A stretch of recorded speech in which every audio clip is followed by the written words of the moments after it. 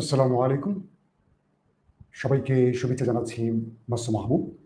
দেখছেন open the YouTube channel এবং মাসুম মাহবুব Facebook page. প্রিয় দর্শক, দেখতে এবং শুনতে পেলে আমাকে একটু কমেন্ট করে জানাবেন। বাংলাদেশ প্রসঙ্গে অনেকগুলো গুরুত্বপূর্ণ আলোচনা দিতে চাই। আমাদের সবচেয়ে দুর্ভাগ্য হলো আমরা আমাদের দেশকে এতটা বেশি ভালোবাসি যে আমরা আমাদের দেশটাকে নিজেরাই ১২টা বাজিয়ে ছাড়ি। দুটো প্রসঙ্গ টানবো আজকের আলোচনা। এক, বাংলাদেশের দেশপ্রেমিক কারা এবং তাদের আচরণ কেমন। বাংলাদেশের তারাই দেশপ্রেমিক যারা দেশের জনগণের সাথে সর্বাধিক প্রতারণা করতে পারেন, যারা দেশের মানুষকে গুম খুন ক্রসফায়ার করতে পারেন, আয়না ঘরে রেখে নির্যাতন করতে পারেন, আবার তাদেরকে কোনো প্রশ্ন করলে তারা মাইন্ড করে। বাংলাদেশকে সবচেয়ে বেশি ভালোবাসেন আওয়ামী লীগ, শেখ হাসিনা। সেজন্য ১৬টা বছর এই দেশের অর্থনীতির ১২টা বাজিয়ে লুটপাট করে সব বিদেশে পাচার করে এবং দেশের মানুষের জীবনকে দুর্ভোগের রাজ্যে ঢুকিয়ে তার খেয়াল খুশি মতো যা খুশি করে তিনি চলে গেছে। বাংলাদেশের সবচেয়ে বড় দেশপ্রেমিক তারা যারা গুরুত্বপূর্ণ পদে বসে দেশটাকে লুটে নিতে পারেন এবং কেউ চাইলে তাদেরকে টাকা দিয়ে কিনে নিতে পারে এবং দেশের ১২টা বাজিয়ে ছাড়তে পারে। সো এই দেশের দেশপ্রেমিক ভেরিয়েন্ট নানান রকম। বাংলাদেশের প্রধান বিমানবন্দর হযরত শাহজালাল আন্তর্জাতিক বিমানবন্দর, সে বিমানবন্দরের ভেতরে আগুন লাগলো। খেয়াল করবেন, এই আগুনটি কি এবারই প্রথম? না।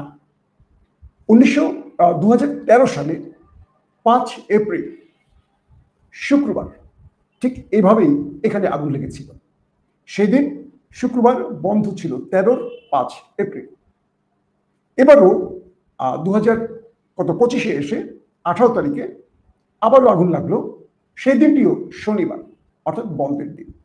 প্রথম 13 সালের শুক্রবার, 25 এসে শনিবার।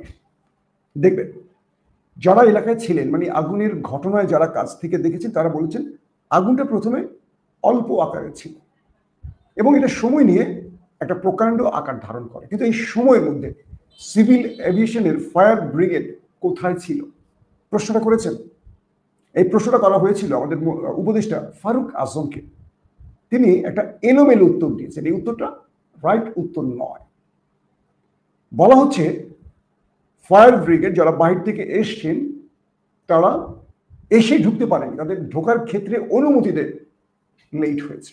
প্রশ্ন হলো, ফায়ার ব্রিগেড আগুন নেভাতে এসে তাদের অনুমতির জন্য দীর্ঘ সময় অপেক্ষা করতে হলো কেন? তাহলে বিমানবন্দরের সিকিউরিটি সিস্টেম তাদের অনুমতি দেয়নি। সিকিউরিটি সিস্টেম কেন তাদের অনুমতি দেয়নি? যদি তাদের অনুমতির জন্য সময় নিতে হয় উপরস্থ কারো কাছে, সেই উপরস্থ ব্যক্তি এই সময় ক্ষেপণ কেন করলেন? কয়েকটা প্রশ্ন তৈরি করেন নিজের মধ্যে। এক, সিভিল এভিয়েশনের নির্ধারিত ফায়ার ব্রিগেড টিম আছে, তারা কেন তাৎক্ষণিক আগুন নেভাবার ব্যবস্থা করেনি? একটা বাংলাদেশের সবচেয়ে সেন্সিটিভ, সবচেয়ে গুরুত্বপূর্ণ জায়গা বিমানবন্দর, তার ভেতরে আগুন লেগেছে। সেই আগুন নেভাতে 1.5-2 ঘন্টা পর ফায়ার ব্রিগেড আসতে হয়েছে। এই 1.5-2 ঘন্টার সময়টা তারা নষ্ট করছে। তারা হলো এই আগুন লাগানোর মূল হোতা। মানেন আর না মানেন, এটাই হলো মূল ব্যক্তি। সিভিল এভিয়েশনের ফায়ার ব্রিগেড টিম কেন কাজ করেনি, তাৎক্ষণিক কেন কাজ করেনি? এই উত্তর সিভিল এভিয়েশনের কাছ থেকে রাষ্ট্রকে নিতে হবে। 2, বিমানবন্দরের ভেতরে উত্তরা পয়েন্টের কাছাকাছি, মানে বিমানবন্দরের যে এরিয়াটা যেখানে হেলিকপ্টারগুলো থাকে বা উত্তরা যে পয়েন্ট আছে, সেখানে একটা পুকুর আকৃতি আছে, সেখানে পানি জমা রাখা হয়। পুকুরের মতো খনন করা একটা বড় আকারে মোটামুটি কয়েক শতাংশ নিয়ে একটা পুকুর আছে, সেখানে রিজার্ভ পানি থাকে যে কোনো দুর্ঘটনা এখান থেকে পানি ব্যবহারের জন্য। তাৎক্ষণিক এই পানি ব্যবহারের সুযোগ নেওয়া হলো না কেন? তারপরে প্রশ্ন হলো, ফায়ার ব্রিগেড যে এসছে তাদের ঢুকতে অনুমতির জন্য দীর্ঘ সময় ওয়েট করতে হলো কেন?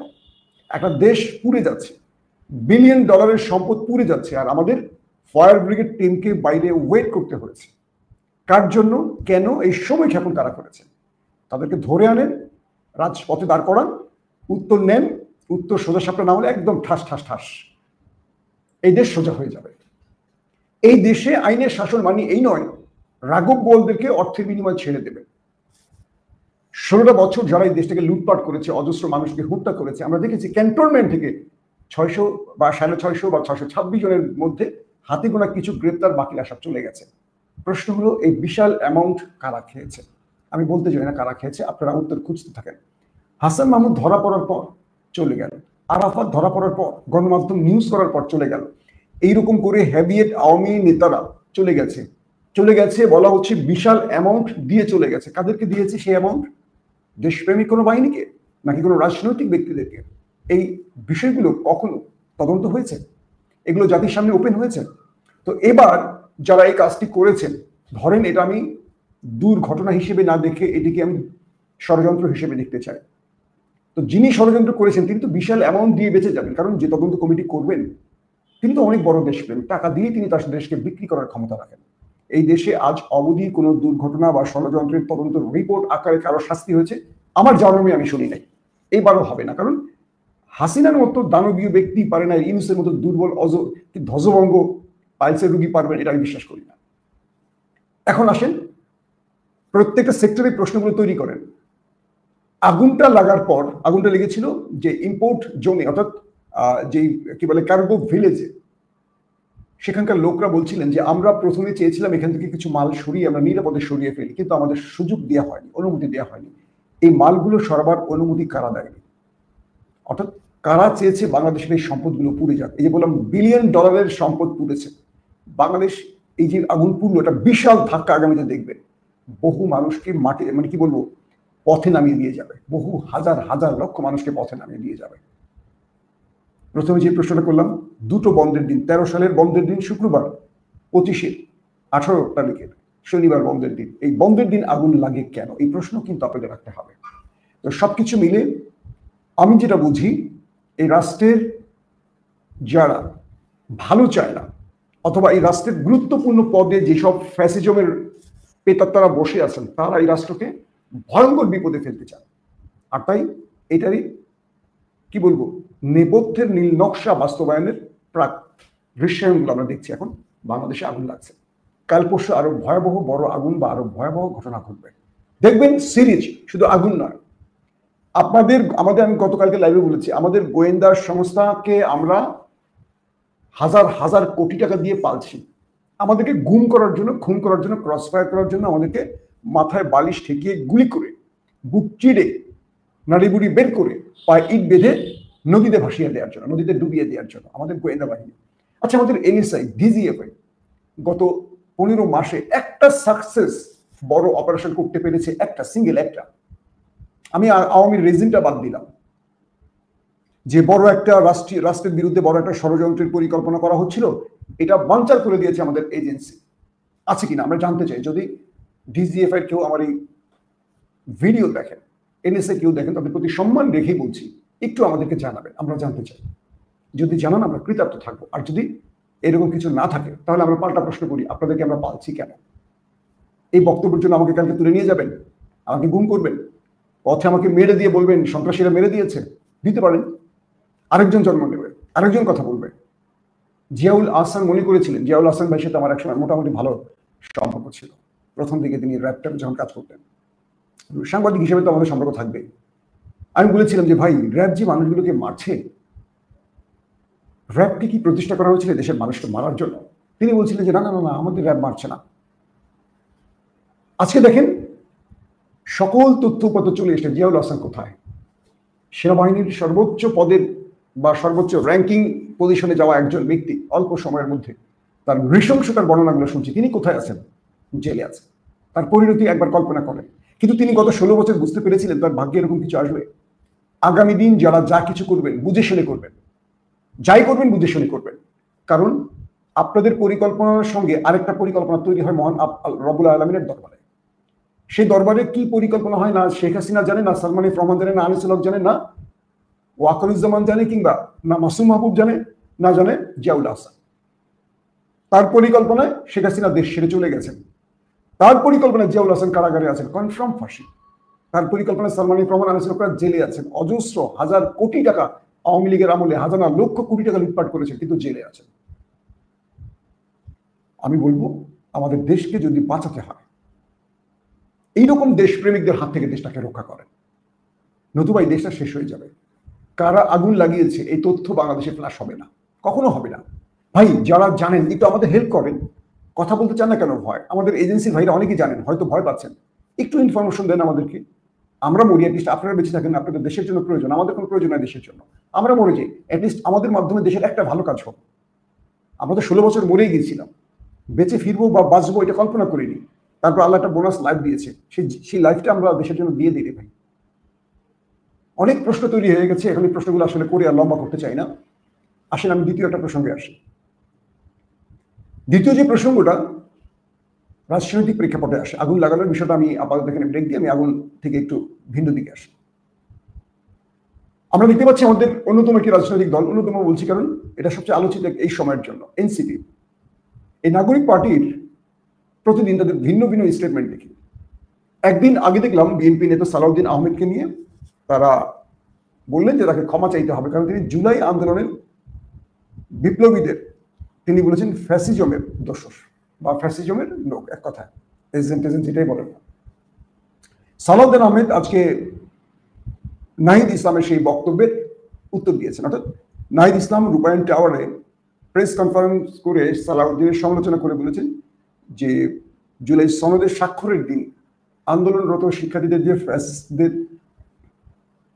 দোষর বলেছেন সালাউদ্দিন আহমেদ, এই জন্য তাকে ক্ষমা চাইতে হবে। সালাউদ্দিন আহমেদ বলেছেন যে তিনি এটাকে স্বাগত জানান, এটাই গণতান্ত্রিক ভাষা, নাহিদ যেটা করেছেন এটা গণতান্ত্রিক ভাষা। পাশাপাশি তিনি এটিও বলেছেন যে তিনি কাউকে ফ্যাসিস্ট বা ফ্যাসিস্টদের দোষর বলেনি, তিনি বলেছেন যে তার কাছে যে তথ্য আছে যে দেশের অস্থিরতা সৃষ্টি করার জন্য কোনো গোষ্ঠী এগুলো করে থাকতে পারে। এটা হলো সালাউদ্দিন আহমেদের বক্তব্য, যে কোনো গোষ্ঠী এটা করে থাকতে পারে। আর তিনি যারা জুলাই বিপ্লবী তাদেরকে তিনি এই শব্দটা বলেননি, এটা কেউ মিসলিড করেছে, সংবাদ কেটে ছেটে এটা প্রচার করেছে।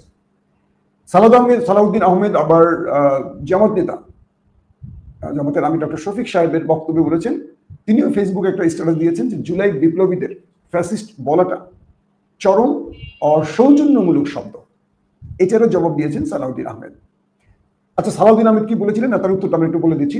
দেশের কয়েকটি স্থানে অগ্নিকাণ্ডের, দুঃখিত, আচ্ছা তিনি আগুনের ঘটনাটা ব্রিফ করেছিলেন সালাউদ্দিন আহমেদ। দেশের কয়েকটি স্থানে অগ্নিকাণ্ডের ঘটনাকে একই সূত্রে গাথা বলে মন্তব্য করেছেন বিএনপির স্থায়ী কমিটির সদস্য সালাউদ্দিন আহমেদ, যেটা আমরা গত কয়েকদিন ধরে বলে আসছি যে এটা একটা চেইন রিয়াকশন, একটা ঘটনা, একটা চেইন তৈরি হচ্ছে যে আগুনগুলো ধারাবাহিকভাবে ঘটে যাচ্ছে এবং এটার পিছনে একটা ষড়যন্ত্র আছে। আবার এদিকে তিনি নাহিদ ইসলামের যে বক্তব্য, সেই বক্তব্যের আলোকে বলেছেন তাকে ক্ষমা চাওয়ার আহ্বানকে স্বাগত জানিয়ে সালাউদ্দিন আহমেদ বলেন একটি রাজনৈতিক দল ক্ষমা চাইতে আহ্বান করেছে এবং এটিকে তিনি স্বাগত জানিয়েছেন। তিনি বলেন গণতান্ত্রিক চর্চা এমনই হওয়া উচিত, যথেষ্ট সম্মানের সঙ্গে তারা কথাগুলো বলেছেন। বক্তব্যের অপব্যাখ্যা ও জুলাই যোদ্ধা প্রসঙ্গে বিএনপির এই নেতা তার বক্তব্যকে আংশিক কাটছাঁট করে প্রচার করা হয়েছে বলে দাবি করেন। তিনি বলেন সাংবাদিকদের প্রশ্নের জবাবে তিনি বলেছিলেন জুলাই যোদ্ধা নামের একটি সংগঠন তাদের সঙ্গে যোগাযোগ করেছিল এবং ঐক্যমত্য কমিশনের সঙ্গেও যোগাযোগ করেছিল। তিনি নিজেও তাদের যৌক্তিক দাবি নিয়ে ফেসবুক পোস্ট করেছেন এবং পরে ঐক্যমত্য কমিশন জুলাই সনদ সংশোধন করেছেন। সংসদের সামনে বিশৃঙ্খলার বিষয়ে তিনি বলেন তিনি খোঁজ নিয়ে জেনেছেন তদন্তধীন এই ঘটনায় জুলাই যোদ্ধাদের নামে কিছু সংখ্যক ছাত্র নামধারী উচ্ছৃঙ্খল লোক প্রবেশ করেছে। এদেরকে তিনি ফ্যাসিস্ট সরকারের ফ্যাসিস্ট বাহিনী বলে মনে করেন। তার মতে জুলাই অভ্যুত্থানের সঙ্গে জড়িত সঠিক কোনো সংগঠন বা যোদ্ধা সেখানে থাকতে পারে না। সালাউদ্দিন আহমেদ দাবি করেন তার বক্তব্যের মাধ্যমে তিনি জুলাই যোদ্ধাদের সম্মানিত করার চেষ্টা করেছেন যাতে উচ্ছৃঙ্খল কর্মকাণ্ডের জন্য তাদের দায়ী করতে না পারে এবং তাদের সম্মানহানি না হয়। তিনি আরো বলেন আওয়ামী লীগ বাহিনী বিভিন্ন জায়গায় এখন বিশৃঙ্খলা করার চেষ্টা করছে, যেটা গতকাল দৃশ্যমান। জামাতের আমি যেটা বলেছিল যে এরকম বক্তব্য চরম অসৌজন্যমূলক, তারও উত্তর দিয়েছেন মিস্টার সালাউদ্দিন আহমেদ। তিনি বলেছেন যে এই বক্তব্যকে তিনি স্বাগত জানান এবং তিনি ক্লিয়ার করছেন যে আমি এরকম বক্তব্য দেই।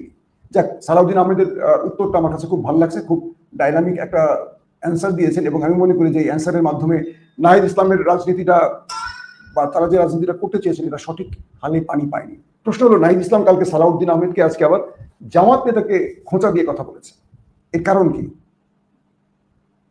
নাহিদ ইসলাম কালকে বিএনপির সালাউদ্দিন আহমেদ আর আজকে খোঁচা দিচ্ছেন কাকে? জামাত নেতা ডক্টর শফিককে।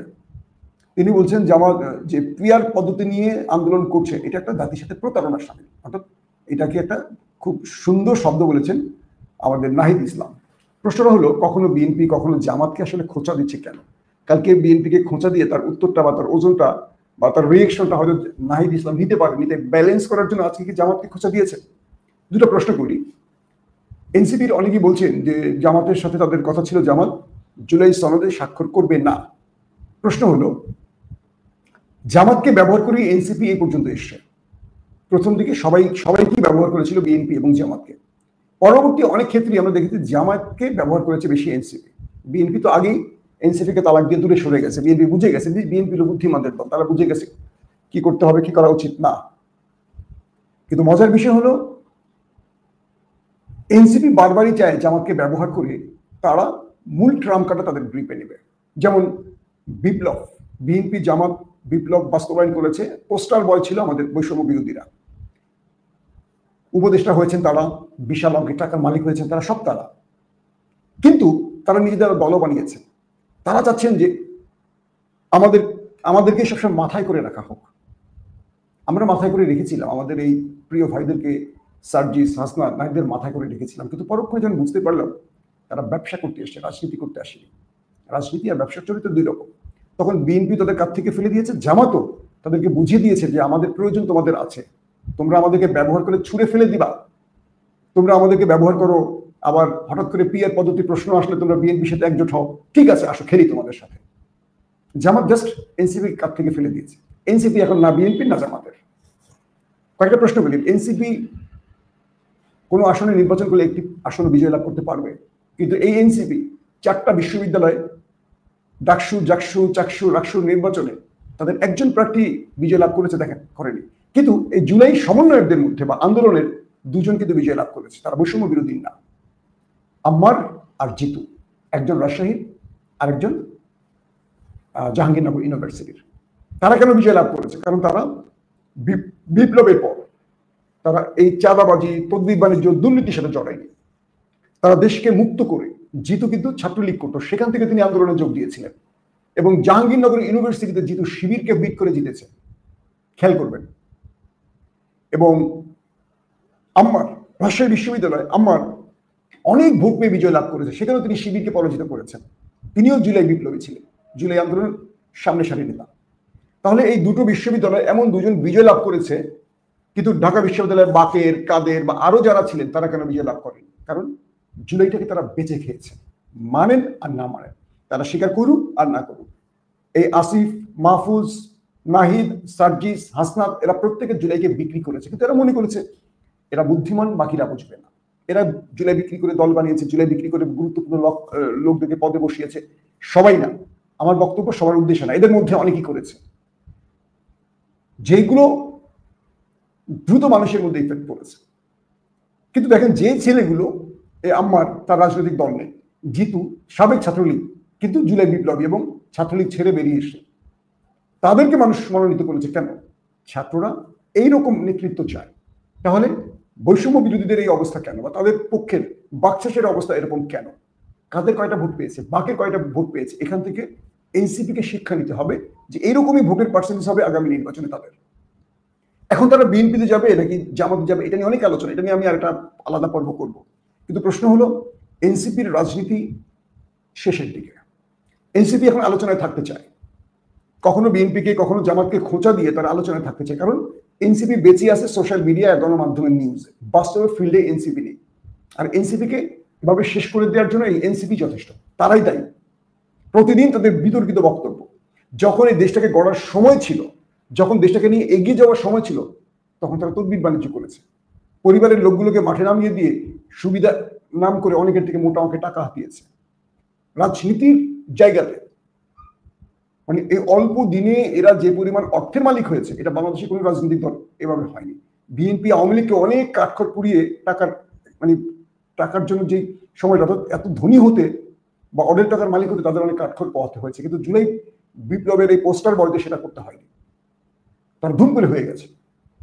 এবং যে কারণে আজ রাষ্ট্রের গুরুত্বপূর্ণ পজিশন তাদের মতামতকে মানুষ আর মূল্য দেয় না। এক কথায় এনসিপি আমাদের যে স্বপ্ন দেখিয়েছিল সেই স্বপ্নটাকে ধ্বংস করে ফেলেছে। এবং আমি এটুকু বলতে পারি, এনসিপিকে যারাই নিবে, এনসিপি একটি আসনও পাবে না। তার কারণটা কি? বিএনপিতে যদি এনসিপি যায়, ধরেন বিএনপি তাদেরকে 20টা, 10টা, 15টা, 40টা, 50টা যে কটা আসন দেবে, যে কটা জায়গায় এনসিপি প্রার্থী দেবে, প্রত্যেকটা আসনে বিএনপির কি বলে বিদ্রোহী প্রার্থী থাকবে। লিখে রাখেন, ধরেন যে আসনে ধানের শীষের প্রতীক পেল বা কোয়ালিশন করে এনসিপি প্রতীক পেল, এনসিপি কে দেওয়া হলো 30টা, 40টা, ওই প্রত্যেকটা আসনে একাধিক বিদ্রোহী প্রার্থী থাকবে বিএনপি। তারেক রহমান তাদেরকে ঘরে ফেরাতে পারবে না, এটা দাঁড়াবে 100% দাঁড়াবে। তার মানে সেখানে এনসিপি ভোট পাবে পাবে না, পাবে কারা? ওই তারাই। আবার এনসিপি যদি জামাতের সাথে জোট বাঁধে, জামাত তাদেরকে কতটুকু নিবে আমি জানি না, কারণ তাদের সঙ্গে দুর্নীতি শব্দটা যোগ হয়ে গেছে। নির্বাচনের আগ মুহূর্তে দেখবেন যে তাদের সকল তথ্য উপাত্ত গণমাধ্যমে আসা শুরু করবে। কে কত টাকা নিয়েছে, কে কে তদবির বাণিজ্য করেছে, কোন টাকা কোন জায়গায় তুরস্কে কে পাঠিয়েছে, সুইজারল্যান্ডে কে জমা করেছে, অস্ট্রেলিয়া কে পাঠিয়েছে, লিস্টগুলো চলে আসবে। এরা বিপদে পড়ে যাবে। অর্থাৎ একটা নতুন বন্দোবস্তের রাজনীতিটার মৃত্যু আমরা দেখতে পাচ্ছি।